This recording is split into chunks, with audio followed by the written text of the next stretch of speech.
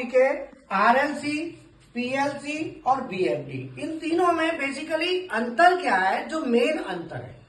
तो आरएलसी में क्या है कि जो हमारा स्विच है और जो लाइट आपको दिख रही है, स्विच हमारा इनपुट हुआ, लाइट आउटपुट, ये दोनों एक ही सप्लाई से डायरेक्ट कनेक्ट है। यही चीज जब पीएलसी में लेते हैं तो जो स्विच इनपुट है वो इनपुट तक आता है और जो आउटपुट है वो आउटपुट से निकलता है। बीच में सीपीयू और मेमोरी होती है। तो जो लॉजिक है वो मेमोरी में लिखा जाता है, सीपीयू उसको रीड करता है। अर्थात जैसे ही मैं स्विच को ऑन करूंगा, सप्लाई यहाँ पे सिग्नल आएगा, आते ही सीपीयू क्या करेगा, इसको एनसी बनाएगा।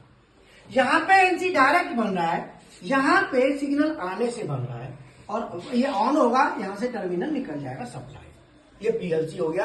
तो RLC is totally hardware, PLC is the combination of hardware and software. इसमें सीपीयू, मेमोरी, इनपुट, आउटपुट ऐसे होता है। तीसरा है बीएफडी। बीएफडी में भी पीएलसी की तरह ही होता है, सीपीयू, मेमोरी सब चीज सेम मैंने बना दी, लेकिन बीएफडी में अंतर क्या है पीएलसी में वो समझ लो। पीएलसी में हमने यहाँ पे टर्मिनल एक स्विच ऑन ले लिया, मान लो S2 और X2 को दे दिया, और मैंने यहाँ पे X1 Y1 किया। मैं यहाँ पे X1 को चेंज करके X2 कर सकता हूं पीएलसी में, लेकिन बीएफडी में अगर ये X1 है तो X1 ही रहेगा। ये जो मेमोरी में लॉजिक लिखा है, ये बीएफडी में लॉजिक नहीं बनता बिल्कुल। आप बस बीएफडी और पीएलसी में ये अंतर है कि बीएफडी में लॉजिक लिखा ही नहीं जाता, वो पहले से ही लिखा हुआ है।